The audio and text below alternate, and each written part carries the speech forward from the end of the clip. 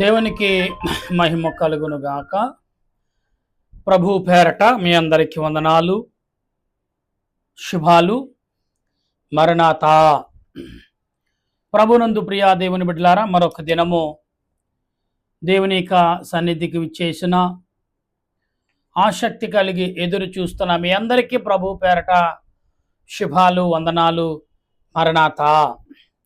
ప్రియులారా, ఈ దినము పాఠము గురించి ప్రార్థన చేసుకుందాం. మరి ఏ రీతిగా మనం కనిపెట్టాలి? కనిపెట్టుట అంటే తీర్పు తీర్చకుడి అనే మాటను నిన్నటి కాలంలో విన్నాం. తీర్పు తీర్చకుడి, తీర్పులకు వెళ్ళకుడి అనే మాటను విన్నాం. దాన్నే కొనసాగించుకుంటున్నాం. ప్రార్థన చేద్దాం. దయగల మా తండ్రి, ప్రేమగల మా రక్షక, నీకు వందనాలు, స్తోత్రాలు తండ్రి. ఉదయకాలము నుండి ఇప్పటి వరకు నీ బిడ్డలుగా మమ్మల్ని రెక్కల చాటున కాపాడి, మా ప్రయాణములో, మా పని పాటల్లో, మా ఆలోచనలో, మా మాట తీరులో, మా తలంపులో, మా ఉద్దేశాల్లో, మా యొక్క కంటి చూపు మేరకు ఎక్కడ చూసినా ప్రభు మేలు, శాంతి, సమాధానమే మాకు కనబడుతుంది. మా చెవులకు వినబడుతూనే ఉన్నది. అక్కడక్కడ జరిగిన సాతానిక శోధనలు జయించుటకును, బలపరచుటకును, నాయన మేము బలము నీయందు బలమును పొందుటకును, సాతానును జయించుటకు ఇచ్చిన కృపను బట్టి వందనాలు. ఈ సమయంలో నీ పాదముల ఎదుగు చేరి స్తుతిస్తుండగా మీరును, పరిశుద్ధులు, దేవదూతలు, శరేబులు, కరేబులు, 24 పెద్దలు, 4 జీవులు, 12 ఆత్మలిక ఆదరణ, తోడుగా, రక్షణగా, మేలుకరముగా, దీవునికరముగా నాయన నీ బిడలైన వారికి మాకు అందించమని, నీ దేన దాసుడు నన్ను సులువు చాటును మరుగుపరిచి నాలో నీవుండి నీ బిడ్డలతో మాట్లాడి వారికి కావలసిన మాటలు, నీ రాకడకు సిద్ధపడే మాటలు, నీ రాకడకు నాయన మెలుకు కలిగే మాటలు, నీ రాజ్యములు చేరగల శక్తిని నీ బిడ్డలైన వారికి, నాకును, మాకు అందరికి అందించమని మా ప్రభును రక్షకుడైన యేసుక్రీస్తు యొక్క దివ్యమైన నామమున అడిగి ప్రార్థన చేయుచున్నాను పరమ తండ్రి. ఆమేన్. మన తండ్రిని దేవుని సన్నిధి సదా మనకు తోడుగా ఉండి ముందుకు నడిపించును గాక.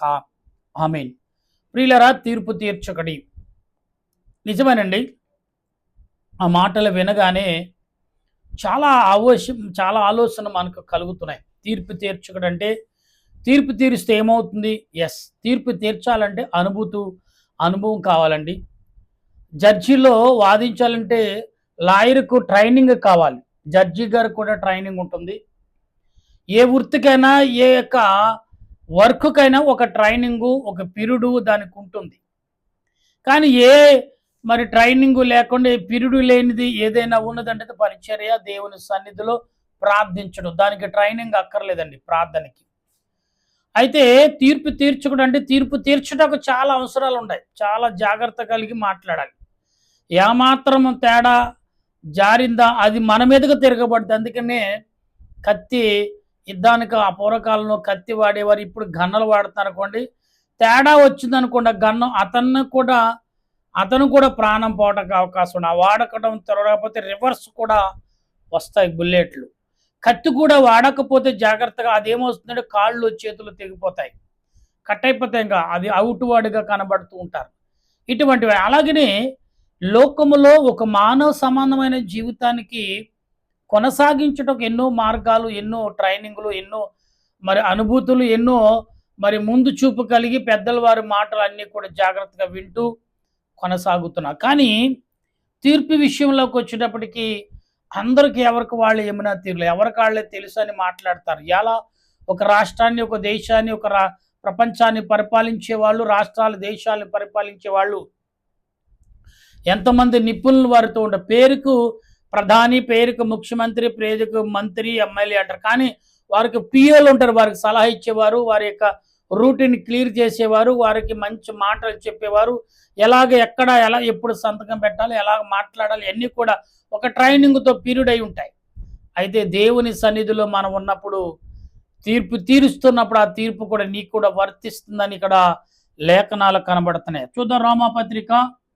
ప్రియులరా, ఈ రోమాపత్రికలో అనేక విషయాలు దేవుడు అనేకమైన తలంపులతో మాట్లాడుచునే ఉన్నాడు.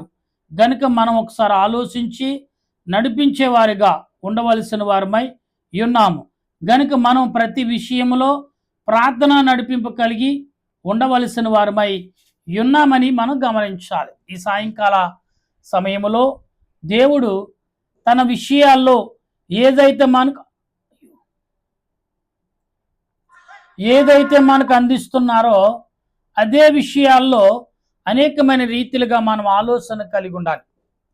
ఎందుకంటే ఇక్కడ మనం చదువుతున్నప్పుడు ఈ వాక్య గ్రంథంలో రోమాపత్రిక 2వ అధ్యాయము మరి 17వ వచనములో మనం చదువుతున్నప్పుడు ఇక్కడ మనకు కనబడుతున్న విషయాలన్నీ కూడా చాలా స్పష్టంగా కనబడతాయి.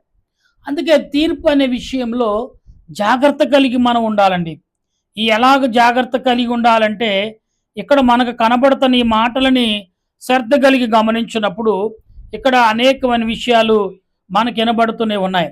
కనుక మనం ఒకసారి ఆలోచించినప్పుడు మనము అనేకమైన విషయాలను గైకొనాలి. ఎందుకంటే దేవుడు ఏ రకంగా మనకు ఆదాయం సహాయం అందిస్తున్నారు అని మనం గమనించినప్పుడు మనం ఆలోచన కలిగి ఉండాలి. ప్రియులారా, దేవుడు ఏ రకంగా నిన్ను నన్ను ప్రేమిస్తున్నాడు, ఆ తీర్పులోకి వెళ్లకుండా కాపాడుతున్నాడు అనేది విషయాన్ని మనం కూడా శ్రద్ధ కలిగి వినాలి. అందుకే ప్రభు అన్నారు, నేనే మార్గము, నేనే సత్యము, నేను తప్ప మరొక దేవుడు నీకు లేడు, ఉండడు అనే విషయాన్ని మనము గుర్తెరిగి ఉండాలి ఇక్కడ. అందుక దేవుడు మనకు అందించిన ప్రతి మాటను కూడా మనం జాగ్రత్త కలిగి వినాలి. పేరు పెట్టుకుని ధర్మశాస్త్రమును దేవుని యందు ఉన్నాము కాగా ఆయన చిత్తమేదో ధర్మశాస్త్రమును అంటే ఉపదేశము పొందిన వాడమై, అంటే దేవుని యొక్క వాక్యము ధర్మశాస్త్రానికి లోబడి మాట్లాడే రీతిలో మనం ఉండాలనేది లేఖనము చెప్తుంది. గనుక మనము ఎలాగూ మన ధర్మశాస్త్రమును తెలియకుండా మాట్లాడుతున్నాం, ఏ రకంగా ధర్మశాస్త్రము తెలుసుకుని మాట్లాడుతున్నాం అంటే ఇక్కడ న్యాయము అనేది నీకు కనబడినప్పుడు ఎవరితో ఎలాగ సంప్రదించి మాట్లాడో అదే సంప్రదించాలి. తప్పు అని తెలిసినప్పుడు దాన్ని ఏ రకంగా ఖండించాలో కూడా దానికి జాగ్రత్తలు తీసుకుంటూ ఉండాలి. గనుక దేవుడు గుడ్డివారికి చూపునిస్తూ, కుంటివారికి నడకనిస్తూ, కళ్ళు లేని వారిని, చెవిటి వారిని అనేక రకాలుగా కాపాడిన దేవుడు ఈ రోజున నీవు తీర్పులోకి వెళ్ళినప్పుడు అలాగే రీతిగా నువ్వు ఏ రకంగా, ఈ లోకంలో చాలా మంది స్వస్థత పడిన వారు ఉన్నారు, స్వస్థత పొంది దేవుని సాక్షిగా ఉన్నవారు ఉన్నారు. కొందరు బాప్తీసం తీసుకుని ఏం చేస్తారంటే ఆ సమయం వచ్చాడో చూద్దామని అలవాటులు మానుకోరు. కొందరు వారి యొక్క మాట తీరు మారదు. కొందరు శరీర తప్పతలు అలవాటు పడిన పద్ధతులు మార్చుకోలేకపోతారు. కొందరికి చాలా సమయం పడుతుంది దేవునికి సాక్షిగా ఉండడానికి. కానీ అపోస్తులైన పౌలు మాత్రం దేవునికి సాక్షిగా ఉండటానికి పెద్ద సమయం తీసుకోలేదండి. ఎందుకు తీసుకోలేదంటే అతడు చేసే ప్రతి పనిలో దేనిని ముందు పెట్టాడంటే ప్రార్థనను ముందు పెట్టాడు. ప్రతి విషయంలో ప్రార్థన చేశాడు. అపోస్తులైన పౌలు శిష్యులను చూసి బాగా విశ్వాసం ఏమి నేర్చుకున్నాడంటే ప్రార్థన అంశమును వారి దగ్గర నేర్చుకున్నాడు, శిష్యుల దగ్గర. అలాగే అననీయ తన కళ్ళకు స్వస్థత ఇవ్వటానికి వచ్చినప్పుడు ప్రార్థన చేసిన ప్రార్థన కనిపెట్టాడు. దేవుడు కూడా కొన్ని మెలకువలు ఇచ్చాడు. ఇలా మానవులైన మనకు కూడా కొన్ని మెలకువలు దేవుడు ఇస్తున్నారు. న్యాయము, మనము తీర్పు తీర్చేటప్పుడు ఏ రకంగా ఉండాలో, ఏ రకంగా మాట్లాడాలో ఇవన్నీ కూడా దేవుడు మనకు చూపించుచున్నవి ఉన్నాడు. అయితే నా ప్రియమైన దేవుని సంగమా, ప్రియులారా, ఈ సాయంకాల సమయంలో తీర్పు తీర్చకుడి అనే మాటను మనం వింటున్నాం. ఇలా చాలా మందికి కూడా చాలా రకాలుగా మాట్లాడేవారు ఉన్నారు లోకంలో, లేరంటారు ఉన్నారు. అయితే ఎలా మాట్లాడుతున్నారండి వాళ్ళు? దేన్ని బేస్ చేసుకుని మాట్లాడుతున్నారు? వాక్యాన్ని అంటే వాక్యాన్ని కాదు, లోక సంబంధమైన ఒకటి, శరీర సంబంధమైన ఒకటి, బంధు సంబంధమైన ఒకటి, సమాజంలో మనం పేరును సంపాదించుకున్న అనే ఆలోచన సమాధానంతో వారు మాట్లాడుతుంది. ఇది తీర్పు తీర్చే సమయంలో ఫలానా ఆయన వచ్చారో లేచి నిలబడటం, అది మాట ద్వారా వచ్చి తీర్పు తీర్చే విధానమును బట్టి గౌరవం పెరుగుతుంది లోకంలో. అంటే మాట్లాడే విధానం, నడిచే విధానం, వస్త్రాలు కట్టుకునే విధానం, ఆలోచించే విధానం, భోంచేసే విధానం, పండుకునే విధానం, కొన్ని రకాల నడిచే విధానం, మరి కొన్ని రకాల పనులు చేసే విధానం చూస్తే ఆ వ్యక్తుల దగ్గర చాలా జాగ్రత్త కలిగి ఉంటారు పక్కవారు. ఎందుకంటే అతడు ముక్కుసూటి మనిషి అండి. పక్కవారిని అడిగితే అంటే ముక్కుసూటి మనిషి అండి. అవతల వ్యక్తితో మాట్లాడినప్పుడు మీరు చాలా జాగ్రత్త కలిగి ఉండాలి. ఆయన ఏమనంటే వెంటనే రియాక్ట్ అవుతాడు. జాగ్రత్త అండి అని చెప్తూ ఉంటారు. ఇలాగా మినిస్టర్ల విషయంలో, ప్రజలను పరిపాలించే నాయకుల విషయంలో ఎక్కువగా జరుగుతాయి. పిఏలు చెప్తూ ఉంటారు, సెక్రటరీలు, అయ్యా ఆయన ఈ టైంలో ఎలా ఉంటాడు, ఈ టైంలో ఎలాగుంటాడని వారికి తెలుస్తుంది. ఎందుకంటే వారితో ప్రయాణం చేస్తారు కాబట్టి. అయితే ప్రియులారా, ఇవాళ దేవుని విషయంలో అపోస్తలుడైన పౌలు దేవుని దగ్గర ఏమి నేర్చుకున్నాడు, శిష్యుల దగ్గర ఏమి నేర్చుకున్నాడు, దేవుడు ఎప్పుడు ఎలాగ రియాక్ట్ అవుతాడు అన్నీ కూడా పట్టుకున్నాడు పౌలు గారు.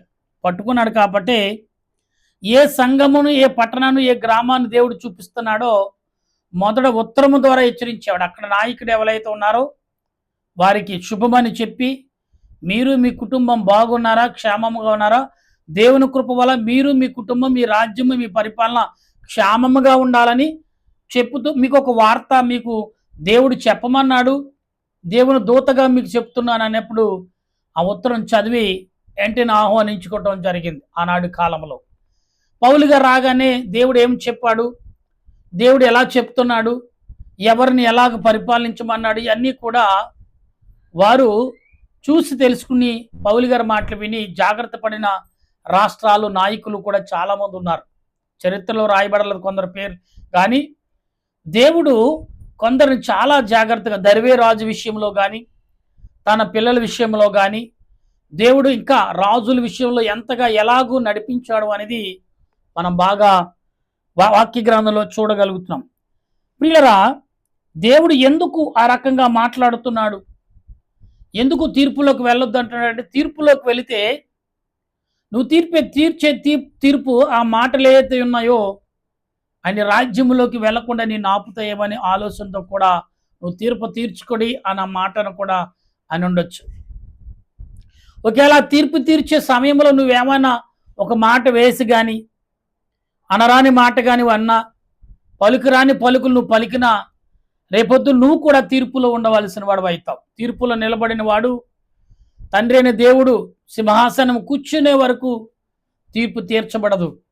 కానీ రాజ్యము ప్రభు ప్రకటించేటప్పుడు, ప్రభు యొక్క యేసుక్రీస్తు యొక్క రాకడలో కూడా మనం కూడా ఎత్తబడాలి. ఎందుకంటే తీర్పు అనే కాలములో మనము కూడా ఒక వ్యక్తిగా ఉన్నాం కాబట్టి.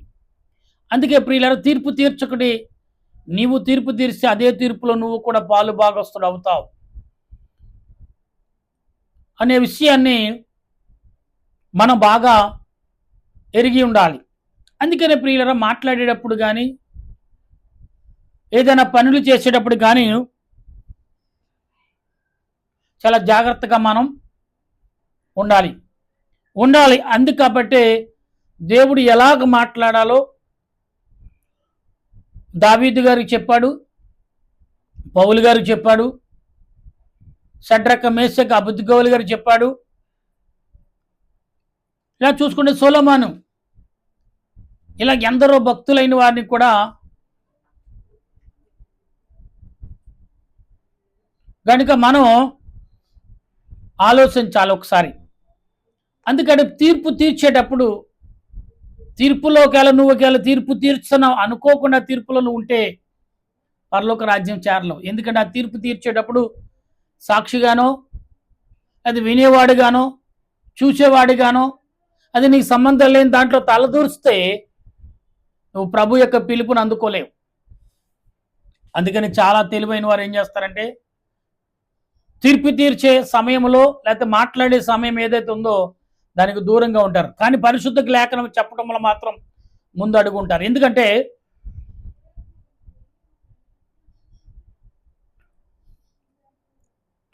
మనం గమనించాలి ఒకసారి. ఇక్కడ వాక్య గ్రంథంలో ఆయన మాట్లాడుతున్న మాటలు, ఎదుటి వారికి బోధించే నీవు ఏ రకంగా బోధిస్తున్నావు, ఏ రకంగా మాట్లాడుతున్నావు, మనం ఏ రకంగా ఉపదేశిస్తున్నాం, ఇవన్నీ కూడా మనం తెలుసుకోవాలి. అప్పుడే దేవుని యొక్క ఆలోచనలోకి, దేవుని యొక్క సంబంధమైన క్రియల్లోకి మనం పాలు భాగస్తులు అవుతాం.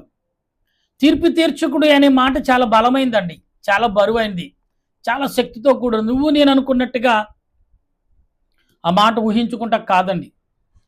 ఒకవేళ తీర్పు తీర్చావు, అది యథార్థమైతే దేవుని పిలుపు అనేకులు చెప్పేవాడిగా నేను దేవుడు వాడుకుంటాడు. నా మాట మీకు అర్థమవుతుందా?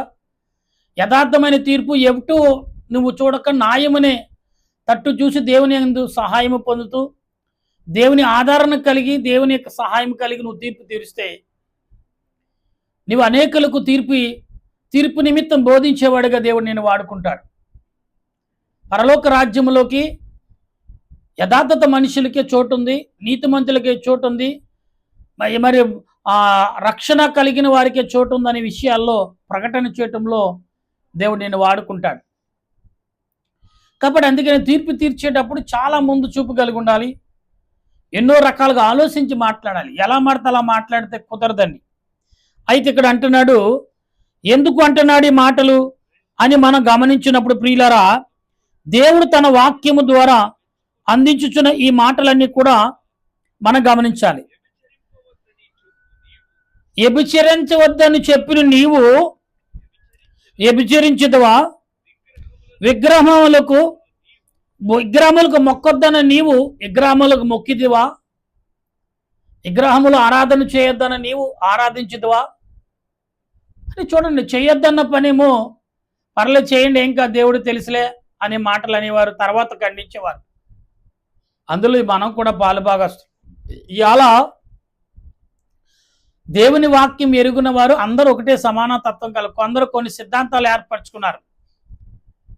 ఎందుకంటే జాతులు ఎన్ని జాతులైతే దేవుడు ఆనాడు ఉన్నారని గుర్తించాడు, ఎన్ని కులాలైతే ఉన్నాయో, ఎన్ని జాతులైతే, ఎన్ని మతాలైతే ఉన్నాయో, వీళ్ళందరినీ ఒకే అంకితో పోల్చాడు. అన్యులు అన్నాడు, అంతే సింపుల్, అన్యులు. ఈ అన్యులు అనే పదముతోనే వీరందరినీ మరి దేవుడు సాతాను వైపు, అపవాది వైపు, సాతానుకు లోబడిన మనుషులు, లోకము దేవుని వైపు తిరగిన మనుషులందరూ కూడా అన్యులుగా భావించాడు దేవుడు. ఒకే ఆశ్రమంతో ఇముడ్చిపెట్టేశాడు వారు అందరినీ. కానీ వారిలో ఆసక్తి కలిగిన వారు, బలపడాలని కోరిక కలిగిన వారు మాత్రం తీర్పు కాలంలోకి వస్తారు. ఆ తీర్పు తీలంలో తీర్పు తీర్చేవాడు కూడా తీర్పు ఎప్పుడు తీర్చని వాడుగా, తీర్పు అనుభవం ఉన్నవాడే తీర్పులో కూర్చుంటాడు. దాని యొక్క భావం చాలామంది అంటే, నాకు తెలిసిండి అతని పద్ధతి తెలిసిన చాలా మంచివాడండి, తప్పు చేస్తున్నాడండి, యథార్థవంతుడు. నేను ఇప్పటికే చెప్తాను, కొందరు నాకు తెలుసిన, నాతో పనిచేసిన వారు, నాతో పరిచయం చేసిన వారు, నాతో మరి లోక సంబంధంగా జీవించిన వారు, పరిచర్లో నీతి కలిగి, నిజాతి కలిగి, యథార్థ కలిగి జీవించిన వారు కూడా ఉన్నారు. వారిని కూడా నేను సంతోషంతో ఆహ్వానిస్తూ ప్రేమిస్తూ ఉంటాను. గమనించాలి ప్రియులారు, ఇక్కడ దేవుని వాక్యం ఏ రకంగా బోధిస్తుంది, ఏ రకంగా మనల్ని ఆదరణ కలుగజేస్తుంది అని గమనించినప్పుడు, శాస్త్రమందు మనం అతిశయించు అంటే దాన్ని పరీక్షించు, శాస్త్రాలు పరిశీలిస్తాం, గ్రంథాలు పరిశీలిస్తాం. అన్ని తెలిసిండు కూడా జనాలు అవమానించటకు చాలా మంది అన్ని తెలిసిండు కూడా చిరాకు పడుతూ ఉంటారు, ఆని కేకలు వేస్తుంటారు. దైవ గ్రంథము తెలిసి, లోక గ్రంథము తెలిసి, సంస్కృతి మంచి ఉపమానము తెలిసి, చక్క పొడుపు కథలతో మాట్లాడి మీరు ఈరోజు అరుస్తున్నారు, ఎదుటి వారిని తిరగబడుతున్నారంటే తీర్పు కాలంలో మీరు కూడా ఉంటారని లెక్క. తీర్పు కాలంలో లేకుండా యథార్థం కలిగి, నీతి కలిగి, నిజాతి కలిగి జీవిస్తుంటే దేవుడు ఖచ్చితంగా నేను సాక్షిగా వాడుకుంటాడనేది భావించి ప్రార్థించే అపోస్తులైన పౌలు కొలింది సంఘానికి ఏ రకంగా, రోమా సంఘానికి, ఎబ్రీ సంఘాన్ని, ఇలా కొన్ని సంఘాలకు ఎలా రాచాడో నీకు నాకు కూడా హెచ్చరికలు అందిస్తున్నాడని నమ్ముతూ, అటు ఆధారంలో దేవదేవుడు నీకు మనందరకు తోడై ఆయన రాకడకు సిద్ధపరచును గాక. ఆమేన్. ప్రార్థన చేసుకుందాం. దయగల మా తండ్రి, నీకు స్తోత్రాలు. మహోన్నతుడా, నీకు వందనాలు చెల్లిస్తున్నాం. నీ సాయంకాల సమయంలో మరొకసారి యథార్థత కలిగి జీవించమంటున్నాం, తీర్పు తీర్చుకుని అంటున్నాం. తీర్పు తీరిస్తే ఆ తీర్పులో నువ్వు ఉండకుండా చూసుకో, జాగ్రత్త కలిగి మాట్లాడంటున్నాం. ఒకవేళ తీర్పులో ఉంటే నీవు తీర్పు తీర్చో, తీర్పులో నువ్వు కూడా నిలబడవలసి అని ఒకవేళ రాత రాయబడి ఉంటే నేను పరలోక రాజ్యంలో చేరనని లేఖనాలు చెప్తున్నాయి. అవును, తీర్పు తీర్చకుడి, యథార్థత కలిగి, నీతి కలిగి, నిజాత కలిగి ఖండించేవాడు పరలోక రాజ్యంలో చేరతాడని సెలవిచ్చావు. నిజమే ప్రభా, మేము, మా దేశ ప్రజలు, ప్రపంచ ప్రజలు రానున్న దినాల్లో కరువు కాటకాలతో అల్లాడిపోతారని భయపెడుతూనే ఉన్నారు. కొందరు దానికి కావలసిన జాగ్రత్తలు, ఉద్యోగ తీసుకుంటూనే ఉన్నారు జాగ్రత్తలు. కొందరు నాయన ఉద్యోగాలు లేక అల్లాడిపోతూనే ఉన్నారు. కొందరు శోధనలో అల్లాడిపోతున్నారు. కొందరు వేదనలో బాధపడుతూనే ఉన్నారు. అంతా ఎరిగిన దేవుడు, అంతా చూచుచున్న దేవుడు, నీ సన్నిధి యొక్క భాగ్యం, నీ ఆలోచన నాకు అందించి నాయన ప్రజలందరినీ, నాయకులందరినీ, పెద్దలందరినీ, చిన్నలందరినీ, వృద్ధులందరినీ వడగాలుపుల చేత అల్లాడిపోతూ ఎన్నో ప్రాణాలు, చాలామంది చనిపోతున్నారు వింటున్న వడగాలుపుకి.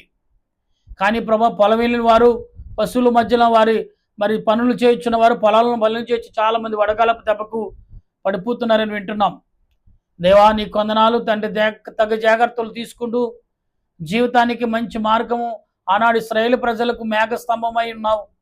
ఈనాడు నీ ప్రజలైన, నీ బిడ్డలైన వారికి వడగాలుపు నుండి తప్పించి మేఘస్తంభంగా మార్చి, రాత్రి వేళ వెలుగు స్తంభంగాను, పగటి వేళ మేఘస్తంభంగా ఉండి నడిపించిన దేవుడు మమ్ములను, మా బిడ్డలందరినీ నాయన, నిన్ను నమ్ముతున్న వారు, నమ్మని వారును, ఇలా అంజులు అని పిలువబడుతున్న ప్రతి వారు కూడా నాయన ఏదో ఒక రోజున నీ సన్నిధిలో నిన్ను పిలిచేవారుగా, నిన్ను చూచేవారుగా, నీ మాటలు వినేవారుగా, నిన్ను గురించి సాక్షులుగా నిలిచేవారుగా వారు ఉంటారని నమ్ముతూ దీనదాసుడిని నేను చేస్తున్న నా ప్రార్థన అంగీకరించి మహిమతో నీ కృపతో నింపుదువుగాక, ఆలోచనతో బలపరచుదువుగాక. శాంతి సమాధానము ప్రతి మనిషికి, ప్రతి కుటుంబానికి, ప్రతి దేశానికి, ప్రతి వ్యక్తికి అందించి నడిపించి బలపరచును గాక. నీ సహాయము, నీ కృపను అందించమని మరణాత ప్రార్థన సన్నిధి చుట్టూ ఉన్న ప్రజలందరినీ దీవించి, ఇదిగో తండ్రి, మరి నీటితో చాలా రాష్ట్రాలు, చాలా గ్రామాలు, చాలా పట్టణాలు నీటితో, తాగే నీటి వల్ల ఇబ్బంది పడుతున్న ప్రజలున్నారు. కాబట్టి ప్రభా, భూజలమును పెంచి దేవా, మరి త్వరగా వర్షాలు కురిస్తేనే తప్ప నీటి కరువు మహాపట్టణంలో కొదువు రాదు. కాబట్టి ఇప్పుడు కొదువుతో ఉన్నారు కాబట్టి నాయన, కొదువు లేకుండా చేసి తండ్రి అందరికీ అన్ని రకాలుగా అన్ని విషయాల్లో మేలును, మరి భూమిలో నీరు శాతం పెంచి అందరికీ అనుకూలమైన నీటిని సంపాదించుకునే శక్తిని నాయన, దానికి కావలసిన జాగ్రత్తలు ప్రజలందరూ తీసుకునే బలమును సమకూర్చమని మా ప్రభువును రక్షకుడైన యేసుక్రీస్తు నామములో విడిచింది మరిచింది సమస్తమును నీ చేతులకు అప్పగిస్తూ, దేవుడు దీవించలేదు, ఆదరించలేదు, ప్రేమించలేదు, మాపై దయ చూపించిన నేరము నీ మీద ఎవరు మాపకుండా అందరినీ అంతటా నీ ఆత్మతో నింపి బలపరచమని మా ప్రభువును రక్షకుడైన యేసుక్రీస్తు యొక్క నామంలో వినిచున్న వారును వాట్సాప్ ద్వారా, ఫేస్బుక్ ద్వారా, ఇదిగో నెట్ ద్వారా, నేను ఇంటర్నెట్ ద్వారా వింటున్న ప్రతి వారికి నీ ఆత్మ నడిపి అందించమని, అన్ని భాషల వారు, అన్ని తలంపుల వారు, అన్ని ఉద్దేశాల వారు నీ రెక్కల చోటుకు చేర్చుకుని నడిపించి బలపరచమని, నీ రాకడకు సిద్ధపరచమని త్వరగా రానయ్యున్న యేసు నామమున అడుగుచున్నాను పరమ తండ్రి, ఆమేన్. పరలోక మా పరమ తండ్రి నామమున పరిశుద్ధపరచునుగాక, నీ రాజ్యం వచ్చునుగాక, నీ చిత్తం పరలోకమందు నెరవేరినట్లు భూమి మీద నెరవేరును గాక. మౌనందరండి మొగ దయచేయమని ప్రార్థన చేసి వారిని క్షమించిన ప్రకారముగా మా ప్రార్థనలు క్షమించి మమ్మల్ని శోధనకి తప్పించము, రాజ్యము, శక్తి, మహిమా నిరంతరము తండ్రి, ఆమేన్. ఏశ్రత్వమే జయమపాదికం ప్రవేశరత్వమే జయమపాదికం ప్రవేశ సంపూర్ణ విజయమపాదికంతకలాశం. హల్లెలూయా, హల్లెలూయా, స్తోత్రం, స్తోత్రం, ఆమేన్, ఆమేన్. మన తండ్రి అయిన దేవుని ప్రేమ, త్రియేక దేవుని కృపా, పరిశుద్ధాత్మిక అనేక జీవితం ఇప్పుడు ఎల్లప్పుడు సదా తోడుగా ఉండి ఆయన రాకడకు సిద్ధపరచును గాక. ఆమేన్, ఆమేన్, ఆమేన్. మీ అందరికీ వందనాలు. మరణాత.